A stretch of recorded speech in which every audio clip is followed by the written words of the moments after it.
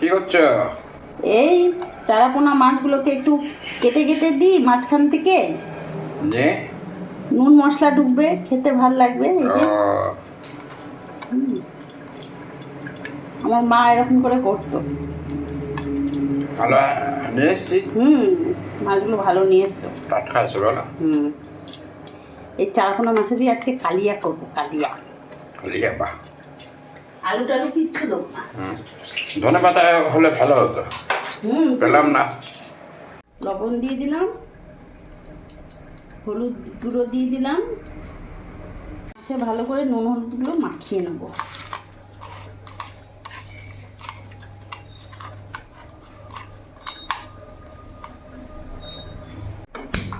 গ্যাসটা ধরিয়ে নিলাম, কড়াইটা একটু গরম হোক।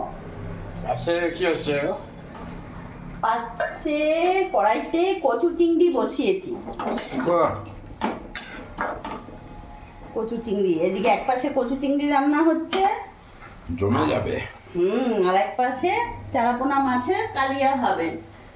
গরম হয়ে গেছে, তেল দিয়ে দেবো। একদিন তুমি বেশ থাকবে, আমি রান্না করবো। বাহ, তাহলে তো আমার কপাল খুলে যাবে গো। বউ বসে থাকবে, স্বামী রান্না করে খাওয়াবে, তার মানে তো বউদের কপাল খোলা। বস থাকবে মানে আমার কাছেই বসবে, বলে বলে দিও। ঠিক আছে। গরম হয়ে গেছে, তেলও গরম হয়ে গেছে, এবার মাছগুলো দিয়ে দেবো। মাছগুলো একটু ভাজা হয়ে গেছে, দিয়ে দেবো।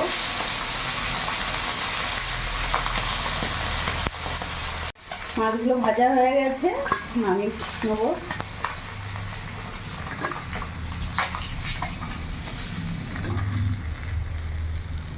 তেলের মধ্যে পেঁয়াজ কুচি দিয়ে দেবো, একটু ভাজা ভাজা হবে।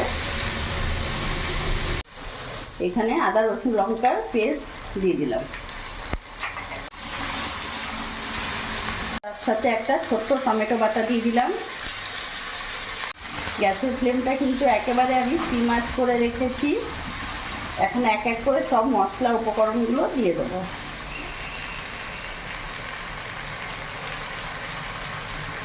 লবণ দিয়ে দিলাম, হলুদ গুঁড়ো দিয়ে দিলাম, জিরে গুঁড়ো দিয়ে দিলাম, কাশ্মীরি লঙ্কা গুঁড়ো দিয়ে দিলাম। ভালো করে মিশিয়ে নেবো, আর কিছুক্ষণ মশলাটা আমি কষিয়ে নেবো, যতক্ষণ না মশলা থেকে তেল ছেড়ে দিচ্ছে। সামান্য একটু চিনি দিয়ে দিলাম, ভালো করে মিশিয়ে নেবো। ভালো করে কষানো হয়ে গেছে মশলাটা, দেখতে পাচ্ছ একেবারে তেল ছেড়ে দিয়েছে।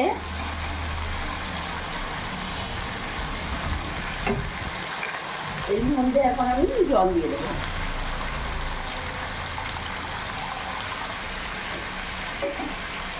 জল দেবো না, এবার কিছুক্ষণ ফুটিয়ে নেবো। ঝোলটা ভালোভাবে ফুটে গেছে, এখন ভেজে রাখা মাছগুলো আমি দিয়ে দেবো।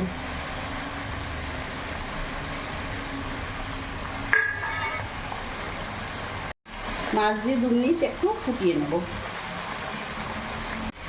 মাছ দিয়ে আমি 2 মিনিট ফুটিয়ে নিয়েছি, এবার গ্যাস অফ করে দেবো। চারাপোনা মাছের কালিয়া একেবারে হয়ে রেডি। একদিকে কচু চিংড়িও হয়ে গেছে, একদিকে চারাপোনা মাছের কালিয়াও রেডি।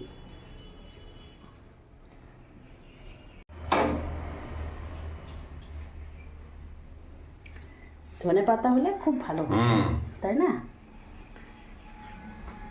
তো আজকে আমার রান্না হয়ে গেল চারাপোনা মাছের কালিয়া, আর এক পাশে তো কচু চিংড়ি করলাম, তোমরা দেখলে।